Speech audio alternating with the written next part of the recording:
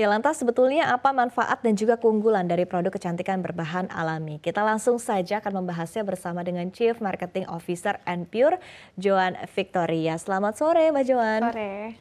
Terima kasih sudah hadir langsung di Terima CNBC kasih. Indonesia. Kita tentu akan membahas ya tadi berkaitan dengan Anpure sendiri begitu ya, alasannya kenapa mengangkat bahan-bahan alami begitu ya untuk masuk ke dalam produknya Anpure. Tapi sebelumnya mungkin bisa digambarkan terlebih dahulu ya. Kita akan mengulas lebih dalam berkaitan dengan industri kecantikan di tanah air. Dimulai dari tadi informasi yang kami sampaikan sebelumnya ya, bahwa posisi dolar yang terus menguat. Ini kan juga di satu sisi dikhawatirkan akan menimbulkan inflasi dan menekan daya beli masyarakat begitu. Apakah ini juga menjadi sebuah tantangan tersendiri bagi industri kecantikan dan kondisinya saat ini seperti apa, Mbak Joan?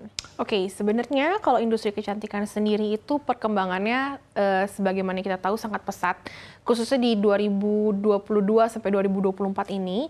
Namun memang masih, kalau misalnya saya boleh bilang, kalau 2024 ini ada struggle-nya karena pesaingnya semakin banyak. Jadi selain tadi daya beli yang menurun juga, playernya udah semakin banyak, karena barrier to entry-nya juga lebih mudah gitu ya.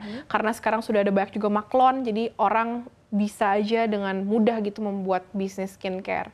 Jadi sebenarnya kalau misalnya industrinya sekarang bisa saya gambarkan mungkin kita lagi ada di industri yang bubble.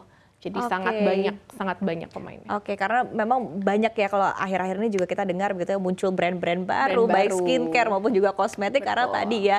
Nah, tapi sebetulnya strategi yang bisa dilakukan dari Anpure sendiri seperti apa begitu? Karena memang setiap produk kan tampaknya memiliki keunggulan masing-masing ya. Ada sesuatu hal yang mereka promote begitu. Nah, dari Anpure sendiri apa yang dipromote dan strategi seperti apa untuk memenangkan ataupun juga untuk menggrab market masyarakat Indonesia? Ya, kalau di Anpure sendiri memang kita harus stick to our brand identity, yaitu adalah kita menggunakan produk yang menggunakan bahan-bahan yang natural dan organik. Jadi memang campaign Anpure sendiri itu lebih ke kulit sehat.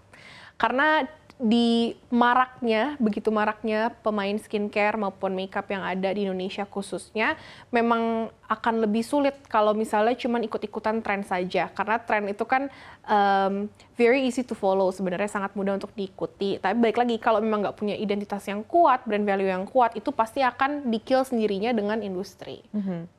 Oke, baik. Tapi kita kembali lagi tadi ke pertanyaan yang pertama ya, berkaitan juga dengan kondisi ekonomi yang ada saat ini. Tadi di satu sisi dari industrinya juga sudah mulai lebih challenging ya, karena banyak pemain-pemain yang baru yang masuk begitu ke dalam industri ini. Tapi di sisi lain tadi sempat disampaikan juga oleh Mbak Joan begitu ya, bahwa kondisinya daya beli masyarakat itu sudah mulai menurun. Tapi sejauh apa sih sebetulnya penurunan daya beli masyarakat ini dirasakan dari sektor industri kecantikan, Mbak Joan? Ya, sebenarnya kalau kita ngelihat industri kecantikan specifically secara keseluruhan itu masih mengalami peningkatan itu sekitar 20% quarter on quarter dibandingkan 2023. Karena mungkin masyarakat Indonesia juga kita tahu dari segi umurnya dan juga size-nya itu makin banyak, lebih padatnya itu di yang menengah gitu. Jadi memang dan edukasi masyarakat pun mengenai produk-produk ini juga sudah cukup baik dan sangat baik dan terus meningkat, di mana mereka membeli produk ini tuh bukan sesuatu yang asing lagi untuk mereka, dari semua kalangan. Jadi sebenarnya kalau industri kecantikannya sendiri itu mengalami peningkatan masih quarter on quarter, dan Anpure sendiri juga masih mengalami peningkatan. Karena kami juga terus melakukan inovasi. Oke, jadi overall sebetulnya juga masih menarik ya. Tadi secara market, secara industri juga masih tumbuh ya. Masih, meskipun pertumbuhannya tidak sepesat 3 tahun belakang. Oke, baik. Nah, kemudian tadi balik lagi, tadi sudah dibahas ya, strateginya kan memang brandnya harus punya identity tersendiri begitu. Kemudian juga memang tadi ya, untuk bikin sebuah brand ini last longer begitu ya, itu adalah dengan seperti apa campaign yang disampaikan oleh sebuah brand. Nah, tapi antusiasme dari masyarakat sendiri begitu menerima misalnya Anpure ya dengan kampanye menggunakan bahan-bahan alami dan lain sebagainya, antusiasme ataupun juga mungkin penerimaan dari masyarakat akan hal yang disampaikan oleh sebuah brand itu sendiri seperti apa? Sebenarnya cukup baik penerimaan masyarakatnya, karena masyarakat yang tadi saya sudah sampaikan juga sudah lebih teredukasi, sudah lebih pintar gitu untuk memilih-milih produk mana yang ingin mereka gunakan.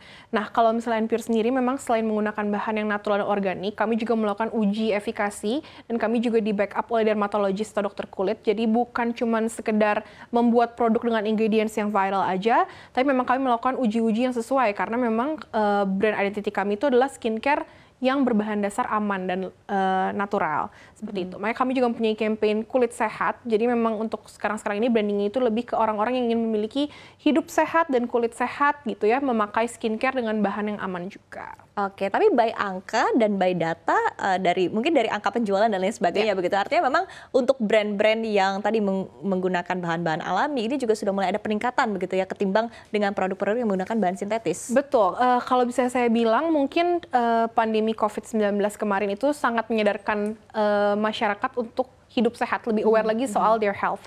Jadi memang kita brandingnya ke arah situ, dan memang by data sendiri 64% sebenarnya ada peningkatan di mana orang mulai aware untuk menjalani hidup lebih sehat, di mana mereka melakukan pemilihan-pemilihan misalnya dari makanannya, dari aktivitasnya itu ke arah yang lebih sehat. Oke, baik. Nah, tapi dari satu sisi begitu ya, ketika kita melihat upaya yang dilakukan oleh Anpur untuk memastikan kualitas dan juga keamanan bahan alami yang digunakan dalam produk-produknya sendiri seperti apa, Mbak Joan? Iya, kami bekerja sama dengan petani lokal. Jadi memang semua produk Anpur itu ekstraknya itu diambil dari tumbuhan yang tumbuh di bumi kita Indonesia. Jadi kami bekerja sama dengan petani lokal dan membuat formulasi, tentu saja karena kan bahan-bahan natural itu nggak semuanya kompatibel dimasukkan ke dalam menjadi skincare gitu ya. Perlu dilakukan uji kompatibilitas dan juga uji efikasi, dan kami di backup juga oleh dokter kulit yang memang betul-betul melakukan uji secara menyeluruh, melakukan panel juga supaya memang produk yang ketika nanti kami pasarkan di pasar, masyarakat itu benar-benar bisa merasakan efek dari produk kami. Oke, tadi bahan-bahan alami dari petani-petani lokal. Gitu ya, bahan apa saja sih sebetulnya yang menjadi keunggulan untuk Anpur? Betul, sebenarnya kalau Anpur itu ada 4 series utama, tapi yang paling booming itu adalah Centella asiatica, atau sebenarnya itu daun pegagan. Sebenarnya Centella asiatica ini tuh dulu viral itu di Korea, Centella asiatica, tapi ternyata Indonesia tuh kita punya namanya daun pegagan, which is Centella asiatica. Jadi memang kita tuh sourcingnya sebenarnya di lokal ini ada gitu. Itu sangat bagus karena kayak antioksidan dan juga sangat bagus untuk kulit berjerawat.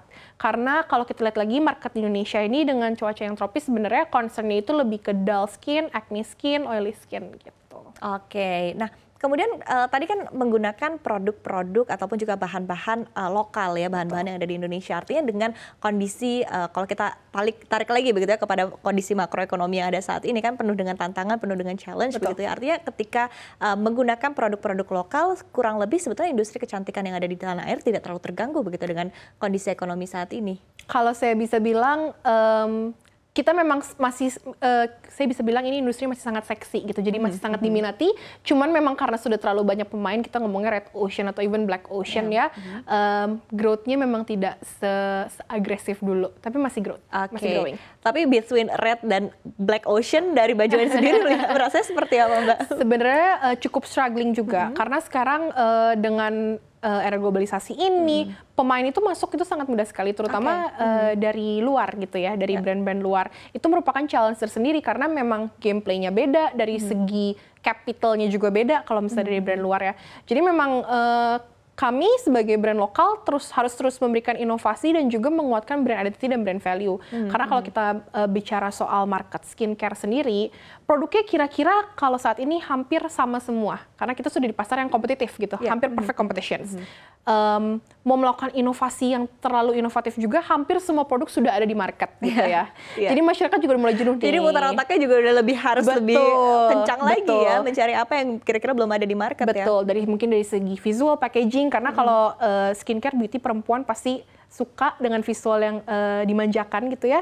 Dari segi efikasi produk juga pasti kami harus utamakan, dan juga dari sisi manfaat dari produk sendiri. Apakah consumer ini ketika menggunakan produk dari Anpur, mereka merasakan manfaat dan efikasinya. Oke, baik.